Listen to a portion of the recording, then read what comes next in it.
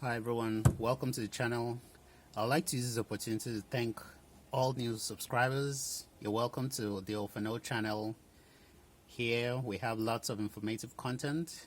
And to old, existing and returning subscribers, I'd like to say a big thank you for all your support over the years, for your contributions, for sharing the videos, and for being there always for me, even when things don't go too well. So with that out of the way, let's dive right into the video. Hello everyone, welcome back to the channel. In the last video we found out that we had to get a replacement engine for a 2300 Accord. So right now I'm glad to say I already picked up a replacement engine. Let's go check it out. So here it is, the replacement engine for the Honda Accord. I decided not to do any upgrades and go with the exact kind of engine that came with the car. That's a J30A4, which is also a 3.0 liter engine. So as you can see, it's back at my home. The advances, I can't describe the car enough. It's a very good utility vehicle, I guess because it has a hatch on the back. I was able to get the engine over without any hassle at all. So here's the engine. Looking at it, it looks to be much cleaner than the engine that went bad. So here it is. Looking around, you can see some cut hoses. Obviously the harness was cut right here and also right here, but that's no problem. I'll be using the harness on the car totally without any repairs. I'll need to take off the intake manifold though. But looking inside the intake manifold, you can see it's extremely wet and it smelled kind of funny. I guess while the engine was being brought down, some stuff poured in there. I don't know. But checking everything over, I tried to turn it over. It seemed to have a lot of pressure. And using my bus scope, I was able to look into one of the cylinders and it looked really fantastic. Still had all the cross hatching on there. And everything looked good. There's a sticker on the intake right here. I can see it's starting with 2.1, so that's probably 200 and something, about 13,000 miles. That was for the timing belt replacement. But all in all, the engine looks good. Have some broken items. An oil pressure switch right here is broken. I'll simply take the one off the faulty engine and then get it installed. So here it is. Wish me luck this time. Eventually we'll be getting the engine replaced. So before getting the engine into the car, I'll be going over the timing components, taking off those covers so that we can see the kind of condition our timing belt is in, because it'll be a lot easier getting it done while the engine is on the ground right here. So that's the plan. So right now let me say you understand and take off the timing covers so that we can see what kind of condition the timing belt is in. So let's do it. So here we are, finally got the harmonic balancer pulley off to reveal the timing belt. I must confess that the bolt on the harmonic balancer was extremely tight.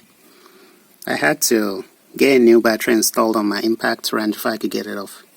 But I'm glad I got it off. So as you can see, the belt is in alright condition. I can see some writings on there. It's a Mitsubishi belt. It looks to be quite good, but seems to have been sitting for a while.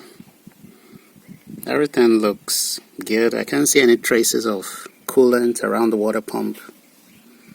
The tensioner seems to be in good condition too. I didn't feel any slop on that. So everything looks good. I think I'm going to run it this way for a while and then get the timing belts replaced. So there you have it, all looking good. So right now I'm going to install the covers and then proceed from here.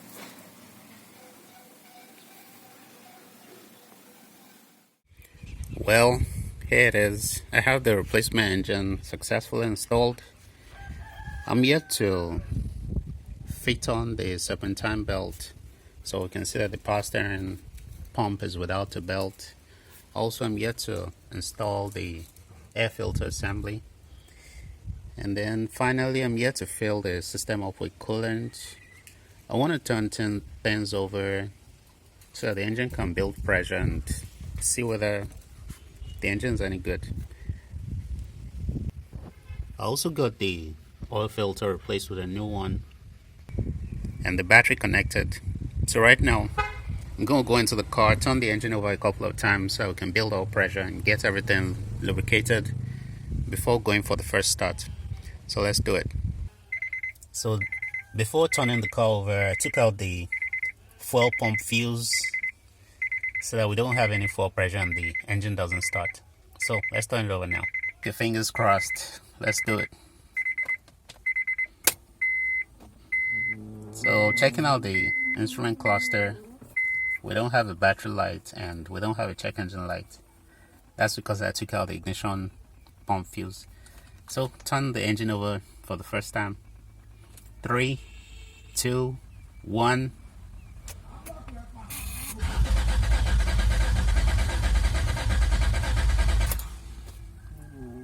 I think it sounds good, although the oil pressure light is yet to go off.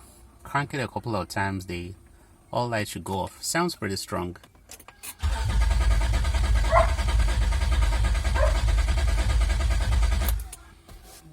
The oil light is yet to go off. Third try, please go off, please.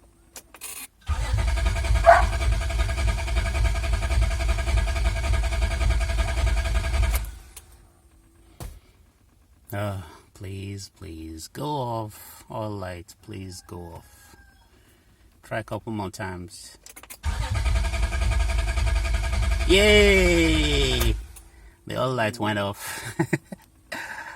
You can't imagine how happy I was to see that go off. I was getting a little bit nervous. So I guess let's do it one more time and then all pressure will be good.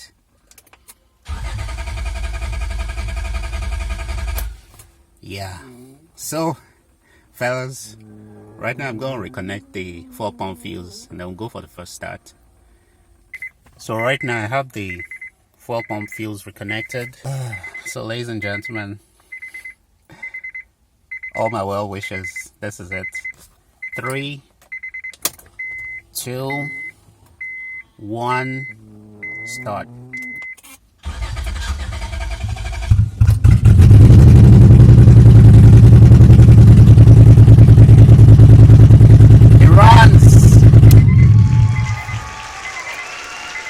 I think it sounded good. Just I'm yet to connect the muffler. So now that it runs, I'm gonna reconnect the muffler and then fill the system up with coolant and then also install the serpentine belt and then we'll go from there. Well fellas, the time is here. I have the muffler coupled and we have coolant in the system right now. I also got the serpentine belt installed and we're ready for the major start. I'm a little bit nervous, but so far all the signs seem positive.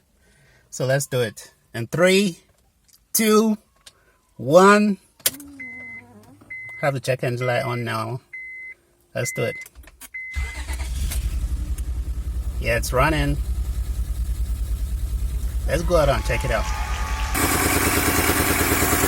So presently the car is running, but obviously missing on some cylinders. There was some oil in the cylinders, as we saw from the pictures taken using the bore scope.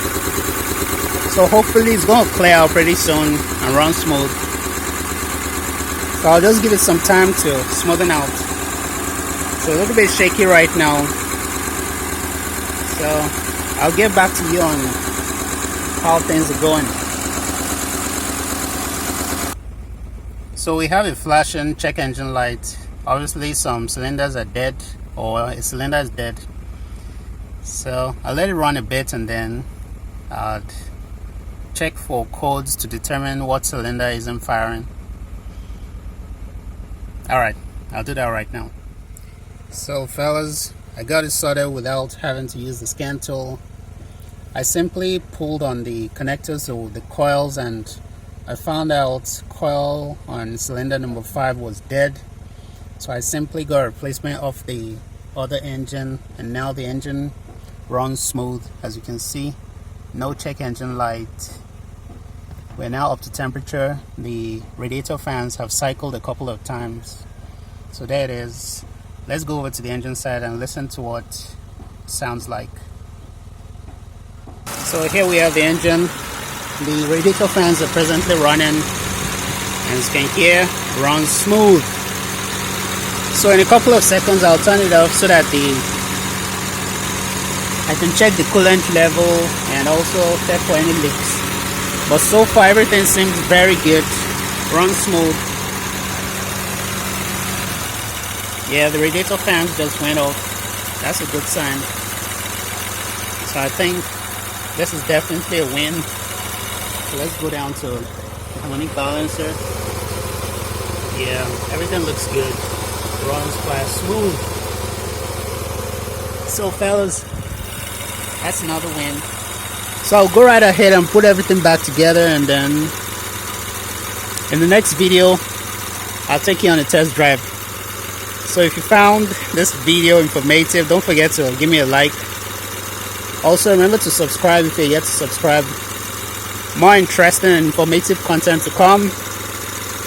Also, let's get this channel to 1,000 subscribers so that we can get more beautiful content on the channel. So till next time, thank you for watching. Have a nice day.